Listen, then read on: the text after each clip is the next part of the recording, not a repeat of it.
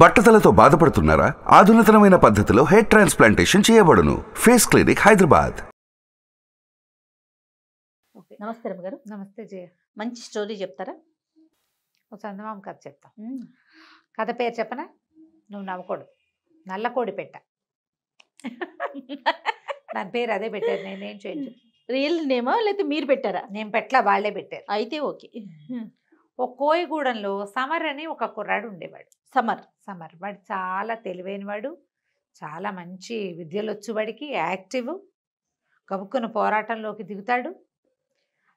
ఈ కోయిగూడానికి దగ్గరలో ఉన్న రాజుగారికి చాలా సహాయం చేశాడని, ఆయన బోళ్ళంత ధనధాన్యాలు అవి ఇస్తానన్నారని, ఏవో ఇచ్చినవేవో బోని బహుమతులు ఇచ్చారని, ఆయన వేటకు వచ్చినప్పుడు వీడే ఆయన రక్షించాడని చెప్పుకునేవాడు. ఓకే.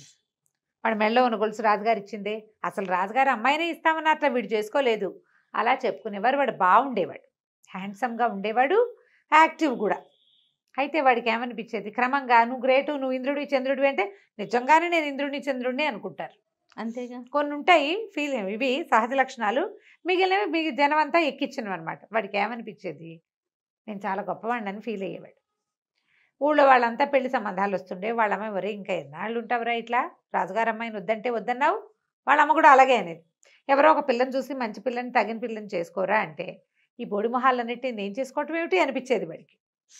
వాడు గూడెంలో అబ్బాయి, కోయతలే కదా వాడికి పెళ్లి కూతుళ్ళు. ఆ అమ్మాయికి ముక్కు పొట్టి, ఇది పొడుగు, ఇది అలా ఉంది, ఇది ఇలా ఉంది, ఇలా కాదు, ఎలాగో ఉన్నదాన్ని చేసుకోవాలి. ఆ ఎలాగో ఉన్న పిల్ల కోసం ఎప్పుడూ చూస్తూ ఉండేవాడు. అయితే వాళ్ళమ్మ పెళ్లి చేసుకో అని పోరేది. వాడు నాయకుడికి కుడి చేయిగా ఉండేవాడి కొడుకు అనమాట. వాళ్ళ ఇల్లు వాకిలి ఉన్నాయి. పిల్లాన్ని పెళ్లి చేసుకోమంటోంది కదా. వాడన్నాడు, అమ్మ మన అడవంతా వెతికి చుట్టుపక్కల ఊళ్ళలో చూసి నాకు తగిన అందగతని తెచ్చుకుంటానే, నువ్వు ఒప్పుకోవాలన్నాడు. ఇంత వీరాది వీడైన కొడుకు అడిగితే ఎందుకు, ఏ తల్లి మాత్రం కాదంటుంది సినిమాటిక్గా, కాదనరు కదా. సరే ఆవిడ తెచ్చుకోమని. వీడు ఆ ఊరు ఈ ఊరు వెళ్తూ ఉండేవాడు. ఏదో పుట్టతైనా వాటితోటి వీళ్ళకేమో పెద్దగా అన్నాలు కూరలు మనకమలే పాలక పన్నీర్లు అవి అక్కర్లేదు కదా. తేలికపాటి తిండి సరిపోయేది. మాంసం కాల్చుకుని తిన్నా వాళ్ళకి చాలు, వాళ్ళ పద్ధతి అది. అయితే ఏమైంది, ఒక అడవికి ఆనుకుని ఉన్న ఒక పల్లెటూరులోకి వెళ్ళాడు. ఆ ఊరు మొదట్లోనే ఒక ఇల్లు ఏదో ఉంది. కాస్త ఏదైనా మంచినీళ్ళు అడుగుదామని ఆ ఇంట్లోకి తొంగి చూస్తే అక్కడ ఒక పిల్ల వంట చేస్తోంది నుంచుని. ఎంత బాగుందో, భలే అందంగా ఉంది. అందుకంటే అదే ఇహ. వాడు అట్లా చూస్తూ ఉండిపోయాడు. ఉండి గబుక్కుని లోపలికి వెళ్ళాడు. నీ పేరేమిటి అని అడిగేసరికి ఆ అమ్మాయికి ఇవ్వమని కేకబెట్టి పరిగెత్తుకుంటూ వెళ్ళిపోయింది. ఎటో వెళ్ళిపోయింది ఆ ఇంట్లోకి. వీడు కూడా లోపలికి వెళ్ళాడు, కానీ ఆ అమ్మాయి వాడికి కనపడలేదు. వాడికి అక్కడ లోపల ఏం కనిపించింది, ఓ నల్లటి కోడిపెట్ట ఒకటి కెక్కే అని అరుచుకుంటూ బయటికి పరిగెత్తడం చూశాడు వాడు. ఈ పిల్ల ఏమైపోయిందో వాడికి తెలియలే. పిల్ల ఏమైందో అర్థం కాలేదు. సరే ఏమైంది, వాళ్ళ వాకిట్లోనే కూర్చుని ఉన్నాడు. ఈ లోపల ఒక భార్యాభర్త వచ్చారు. వీడి దగ్గర డబ్బులు ఉన్నాయి, రాజుగారు కొంత ధనం ఇచ్చాడు కదా. వస్తే సరే వాళ్ళు ఏమన్నారు, వాళ్ళని అడిగారు ఎవరు ఏమిటి అని అడిగితే, మీ అమ్మాయి వంట చేసి పెడుతోంది కదా, మీ అమ్మాయిని ఇచ్చి నాకు పెళ్లి చేయండి, నేను అందమైన అమ్మాయిల కోసం వెతుకుతున్నా, మీ ఇంట్లో ఉన్న పిల్లనిచ్చి పెళ్లి చేయమన్నాడు. వాళ్ళు అన్నారు, మాకు అసలు పిల్లలే లేరురా నాయన, మా పిల్లలు లేరు, మా ఇంట్లో పిల్లలు ఎక్కడ వాళ్ళు అని చెప్పి, రా అన్నం దిద్దుగాని అని పిలిచారు. సరే అన్నాన్ని కూర్చున్నాడు వాళ్ళతో పాటు. ఏదో వరి బియ్యం వడ్డించారు, కూర పప్పు వడ్డించేసారు కదా. వాళ్ళు ఆవిడ అడిగాడు, మరి వంట ఎవరు చేశారు, మీ ఇద్దరు పనికి వెళ్ళారు, మీ ఇంట్లో వంట చేస్తున్న అమ్మాయిని చూశాను నేను అంటే, వాళ్ళు అన్నారు, అదే మాకు తెలీదు, మేము పొలం వెళ్ళి ఇంటికి వచ్చేసరికి వంట చేసి ఉంటుంది, రాత్రి పడుకుని లేచేసరికి పొద్దుటికి మళ్ళీ అన్నం వండి ఉంటుంది, పొద్దుటికి అన్నం ఉంటుంది, రాత్రికి అన్నం ఉంటుంది, ఎలా అవుతుందో మాకు తెలీదు అని చెప్పారు. చెప్పేసరికి ఇదేదో వింతగా ఉందనుకున్నాడు. ఎందుకంటే ఆ పిల్ల వంటింట్లో నుంచి కనపడింది. వంట ఎట్లా ఉంది వాళ్ళకి, ఆ పల్లెటూరు వంటలు ఎలా ఉంటాయి, ఓ చిన్న అడ్డం కట్టినట్టుగా ఉండి అక్కడ పొయ్యి పెట్టుకుని అన్నం వండుకుంటారు. అక్కడ చూశాడు ఆ అమ్మాయిని. ఆ అమ్మాయి ఇంట్లోకి పరిగెత్తింది. తను ఇంట్లోకి వచ్చేసాడు, ఎక్కడా కనపడలా. వీళ్ళేమో పిల్ల లేదంటున్నారు, కానీ తను తప్పకుండా చూశాడు. 5.5 అడుగులు ఎత్తున్న ఒక అమ్మాయి, అందంగా ఉంది, ఓ 16-18 సంవత్సరాలు ఉంటాయి, మంచి పోతపోసిన బంగారు విగ్రహం లాగా ఉంది. వీళ్ళేమో ఇట్లా చెప్తున్నారు. పోనీ వంటేమో సిద్ధంగా ఉంది, నేను సరిగ్గా చూడలేదనుకోవటానికి. ఏమనుకున్నాడు, వీళ్ళ దగ్గరుండి ఆ రహస్యం ఏదో ఛేదించాలనుకున్నాడు. అయితే ఏమైంది, సరే వాళ్ళ ఇంట్లో పడుకుంటే వీళ్ళు చెప్పారు, ఏదో ఏ వనదేవతో వచ్చేసింది మా ఇంటికని మేము అనుకుంటున్నాము అంటే నల్లటి కోడి పెట్ట ఒకటి లోపలికి వచ్చింది. వచ్చేసరికి ఆవిడ బో బో బో అని పిలిచి కాస్త నూకలేసి ఓ బుట్ట కింద పెట్టింది.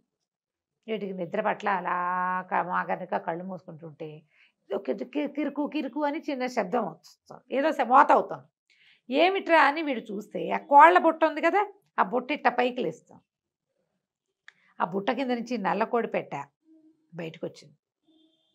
ఒక రెక్కలు విరిచి ఇట్లా విశాలంగా విచ్చుకుని ఆ బాడీని వదిలిపెట్టేసి అందులో నుంచి అమ్మాయి బయటకు వచ్చింది. తెల్లవారుజాము 4ంటికి వీడు అని చూస్తూనే ఉన్నాడు. అది చకచక బాకిలు ఉడిచేసింది, దొడ్డి ఇల్లు అన్ని ఊడిచి పారేసింది, చెక్కమని పొయ్యి వెలిగిచ్చేసింది, అన్నం పెట్టేసింది, దాని మీద కూర ఏదో తరిగి వేయించేసింది, అన్నీ అక్కడ పెట్టింది. వీళ్ళు నిద్ర లేచేసరికల్లా మళ్ళీ కోడి లాగా వచ్చేసి ఆ బుట్టలోకి వెళ్ళిపోయింది. ఆశ్చర్యపోయాడు, అమ్మా ఇక్కడ ఉంది కదా రహస్యం అని చెప్పి సరే ఏమన్నాడు, మర్నాడు పొద్దున్న లేచి నేను మీకు బంగారు కాసిస్తా, మీ దగ్గర నల్ల కోడి పెట్ట ఉంది కదా అది ఇవ్వమంటే, కోడి పెట్ట దొరికింది, ఇది గుడ్లు పెట్టదు ఏం పెట్టదు, దొరికింది మా ఇంటికి వచ్చింది, మేము ఉంచుకున్నాం దాన్ని, ఊళ్ళో అందరు నవ్వుతున్నారు, అది గుడ్లు పెట్టే కోడి పిల్ల పెట్ట కాదు, ఒట్టిగా పెట్ట అంతే, కానీ అది వచ్చాకే మా జీవితంలో మార్పు వచ్చింది, ఎవరో వచ్చి వంట చేసి పెడుతున్నారు, అదేదో అదృష్ట దేవత అనుకున్నాము, అయినా నువ్వేం చేసుకుంటావు, గుడ్లన్నా పెట్టదు కదా అంటే, కాదు నాకు కావాలి, అది కూడా నాకు అదృష్ట దేవతగా పరిణమిస్తుందని ఆ కోడి పెట్టని అడిగి తీసుకున్నాడు. రూపాయి కాసు చేతిలో పెట్టాడు, కావాలంటే ఇంకోటి ఇస్తానన్నాడు. ఆ రూపాయి కాసుతోటి వాళ్ళ సంవత్సరం బతకచ్చు, అదే ఏమంటారు బంగారు కాసుతోటి, రాజుగారు ఇచ్చిన కాసులు. అక్కడి నుంచి కోడి పెట్టని సంకలో పెట్టుకున్నాడు, వాళ్ళకి డబ్బులు ఇచ్చేశాడు. ఇక తన ఇంటి వైపుకి ప్రయాణం చేశాడు. ఇంటికి తీసుకొచ్చాక దారిలో, ఇంటికి వచ్చే దారిలో మధ్యలో ఏం చేశాడు, దానికి కాలికి తాడు కట్టి చెట్టు కట్టేశాడు, పక్కన పడుకున్నాడు. తెల్లవారుజాము అయ్యేసరికల్లా ఆ కోడి పెట్టల నుంచి అమ్మాయి బయటకు రాగానే గట్టిగా కావలిచ్చేసుకున్నాడు అమ్మాయి. నువ్వెవరు ఏమిటి అని అడిగితే, నేను కూడా ఒక కోయి పిల్లని, మాకు గూడెంలో ఒక మంత్రగాడు ఉన్నాడు, వాడు నన్ను పెళ్లి చేసుకోవాలనుకున్నాడు, నేను చచ్చినా ఒప్పుకోలేదు వాడిని పెళ్లి చేసుకోవడానికి, ఆ మంత్రగాడు నన్ను ఇట్లా కోడిగా మార్చేశాడు, శాపం నేను మిట్ట మధ్యాహ్నము తెల్లవారుజామున మాత్రమే కోడిగా ఉంటా, అదే మనిషిగా ఉంటా, మిగిలిన అన్ని సమయాల్లోనూ నల్ల కోడి పెట్టగానే ఉంటాను, నన్ను ఎవరైనా తరుక్కుని తినేస్తారని ఈ ముసలి వాళ్ళు వీళ్ళు నాన్ వెజ్ తినరు, అందుకని వీళ్ళ దగ్గర ఉన్నాను అని చెప్పింది. చెప్తే ఏమన్నాడు, నేను నిన్ను పెళ్లి చేసుకుంటాను అంటే, ఏం పెళ్లి చేసుకుంటావు నన్ను, నన్ను కోడి రూపంలో ఎవడైనా పెళ్లి చేసుకుంటేనే ఇది కుదురుతుంది, నేను మామూలు నా శాప విమోచనం అయిపోతుంది అంటే, కోడిని పెళ్లి చేసుకుంటా అంటే ఎవడు ఒప్పుకుంటాడు. వీడేం చేశాడు, ఆ కోడి పెట్టని ఇంటికి తీసుకెళ్ళాడు. తీసుకెళ్ళి మిట్ట మధ్యాహ్నం అమ్మాయిగా మారిపోయింది, అమ్మాయిని వెంబడి పెట్టు తీసుకుపోయాడు లోపలికి. వాళ్ళ అమ్మ సంతోషించింది, బాగానే ఉందిగా, ఇంత చక్కటి పిల్లని పెళ్లి చేసుకుంటానంటే ఎందుకు కాదంటుంది, సరేనంది. అయితే ఏమైంది, అమ్మాయి కనపడలే, మళ్ళీ కోడిపెట్ట కనిపిస్తోంది. రెండో రోజు గమనించింది ఆవిడ, దాని కోడి బాడీ అక్కడ పడుంది, అమ్మాయి ఏమో వీడి కౌగిల్లో ఉంది. ఓహో ఈవిడేమనుకుంది, ఓ ఇదే సంగతి, బహుశా ఇదే కోడిగా మారిపోతుంది కాబోలు, దీని సంగతి చెప్పాలనుకుని తెల్లవారుజామున మళ్ళీ ఆ పిల్ల మారంగానే వీడు మెలకుగా కూర్చుంటాడు ఆ పిల్లతో కబుర్లు చెప్పడానికి. కోడిగా ఉన్నసేపు కెక్కే అంటుంది, అది ఇంకేమందు, కెక్కుమంటుంది. ఇలా ఉంటే మనిషిగా ఉంటేనే కదా. తెల్లవారుజామున వీళ్ళిద్దరూ కావలించుకుని కబుర్లు చెప్పుకుంటుంటే ఈవిడేం చేసింది, మా అమ్మ ఇది ఎప్పటికీ ఇలాగే ఉండాలంటే ఈ కోడిని కాల్చేయాలనుకుని, ఆ కోడి బాడీ ఉంది కదా, దాని బాడీ అంతా ఇలా బయటకు వచ్చేసింది మొత్తం. ఆ బయట ఎవరో చలిమంట కాచుకుంటుంటే తీసుకెళ్ళి అందులో పడేసేసరికి ఈ పిల్ల కేవు మీద కేకలు పెట్టి మండిపోతుంది అనగానే వీడికి డౌట్ వచ్చింది, ఏది దీని బాడీ అని వెతుకుంటే కోడిపేట బాడీ లేదు, ఎక్కడో కాలుతున్న వాసన వస్తుంది, పరిగెత్తుకుంటూ బయటకు వెళ్ళాడు. వాళ్ళ అమ్మ ఏం చేస్తుంది, ఆ చలిమంటని ఇంకొంచెం వేగం దోసి ఇది కాల్చేయడానికి చూస్తుంది. ఆవిడకి అట్లా అర్థమైంది. వీడు కేకలు పెట్టి వాళ్ళ అమ్మని వెనక్కి లాగేసి దాన్ని ఎట్టాగొట్ట దులిపేసేసి దాన్ని మామూలుగా చేశాడు. మామూలుగా చేసి వాళ్ళ అమ్మకి చెప్పాడు, అమ్మ ఇట్లా చేయకూడదు, ఇది అమ్మాయి, ఇది కొద్ది సమయమే ఉంటుంది, పాపం దానికి ఏదో మంత్రకట్టుంది అని తల్లిని ఒప్పించాడు. తల్లి ఏమంది, ఒరే నువ్వు కోడిపెట్టని పెళ్లి చేసుకోవాలంటే మన వాళ్ళంతా ఒప్పుకోవాలి అంటే, సరేనన్నాడు. మర్నాడు ఇదేం చేశాడు, అది తీసుకొచ్చాక అమ్మాయి ఒళ్ళు మంటలు తగ్గిపోయినాయి, కోడిగా మారిపోయింది. ఆ కోడిని ఒక బుట్ట కింద పెట్టారు. మళ్ళీ ఎవరికంటా పడకూడదు, ఎవరైనా పట్టుకెళ్ళి కోసేసుకుంటే అదేం చెప్పలేదు. ఆ విడి సమయాల్లో అది చెప్పలేదు, దాని టైం ఇవ్వగానే అది మనిషిలా మారుతుంది అంతే. సరే ఏం చేశాడు, మర్నాడు పొద్దున కోడిని శుభ్రంగా దువ్వి దానికి అక్కడక్కడ కాలిపోయింది, కాస్త నూనె రాసి నున్నగా చేసి కోడిపెట్టను సంకలో పెట్టుకుని వాళ్ళ కోయ దొర ఉన్నాడు కదా, వాళ్ళ ఓనరు అంటే ఏమన్నా నేను దొరే కోయ పెద్ద వాళ్ళ దగ్గర తీసుకెళ్ళి అయ్యా నేను ఈ పెట్టను పెళ్లి చేసుకుందాం అనుకుంటున్నాను అంటే పెట్ట పిల్ల ఇదని వెతుకుంటున్నారు వాళ్ళు, పిల్లని పెట్టంటారు కదా వాళ్ళ భాషలో, ఏదిరా పెట్ట అన్నాడు, ఇదే పెట్టబొగురు అనేసరికి ఆయన తిట్టాడు, కోడి పెట్టని పెళ్లి చేసుకోవడం ఏంట్రా నీ పిచ్చా, నిజం చెప్పకూడదు, ఓహో నువ్వు అలా కుదరదంటే కాదు నేను పెట్టనే పెళ్లి చేసుకుంటాను, నాకు ఇది నచ్చింది అన్నాడు. పెట్టనే పెళ్లి చేసుకోవాలి నేను, నాకు పెట్టకి పెళ్లి చేయండి. వాళ్ళు ఏంటంటే సాంప్రదాయం ప్రకారం ఏదో తాడు ముడెట్టించడమో బొట్టు పెట్టించడమో ఏదో ఉంది వాళ్ళ ఊళ్ళలో సిద్ధాంతం. ఆయన తిట్టాడు.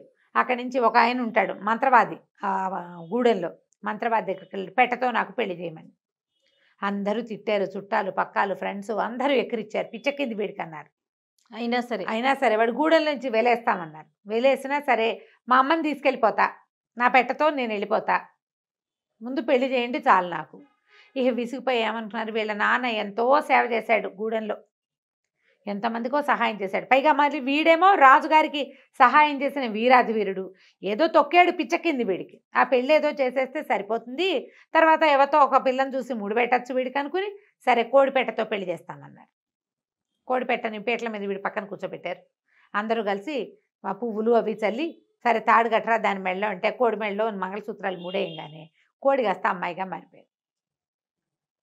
నల్ల కోడి పెట్ట అమ్మాయి అయిపోయింది. అందరూ ఆశ్చర్యపోయారు, ఇదేమిట్రా ఈ పిల్ల ఎవర్రా ఏమిట్రా అంటే అప్పుడు ఆ పిల్ల చెప్పింది అనమాట, ఇక్కడి నుంచి ఒక 4 ఆమడల దూరంలో ఉన్న ఒక కోయిగూడెం దొరగారి కూతురు పిల్ల, మంత్రగాడు ఇలా మంత్ర కట్ చేశాడు. అక్కడి నుంచి కబురు చేశారు, మీ పిల్ల కోడిపిల్ల మనిషి పిల్లగా మారిపోయింది, మా ఫలానా వాడితో పెళ్ళయింది సమర్తోటి, ఆ సమర్ కూడా ఎలాంటి వాడు అంటే వీరాది వీరుడు, అదే కదా, ఆ పెట్టగానే పెళ్లి చేసుకుంటే పెట్టగాస్త పెళ్ళయింది అని కబురు చేస్తే ఆ గూడెం పెద్దొచ్చి ఎంతో సంతోషించి బొళ్ళని కానుకలు ఇచ్చి కూతుర్ని అల్లుండి ఊరేగింపుగా తన ఇంటికి తీసుకుపోయాడు. వాడు ఆ గూడానికి రాజు అయిపోయాడు నల్లకోడి పెట్ట వల్ల కదా, కంచికి మనం ఇంటికి. సూపర్ రమ్మగారు. నేను కోడి పెట్టాను కానీ నీకు వేరే భావాలు కలిగినాయి కదా, నిజం చెప్పు. కనీసం నేను కోడిని కూడా అనకూడదా జయ, మరి ఇలా ఉంటే ఎంత కష్టం. అంటే మీ నోట్లో నుంచి వస్తుంటే కొంచెం అలా కొత్తగా అనిపిస్తుంది రమ్మగారు, అంతే. నమస్తే రమ్మగారు. నమస్తే. సుమన్ టీవీలో మీ పర్సనల్ అండ్ బిజినెస్ ప్రమోషన్స్ కోసం కింది నెంబర్కి కాంటాక్ట్ చేయండి.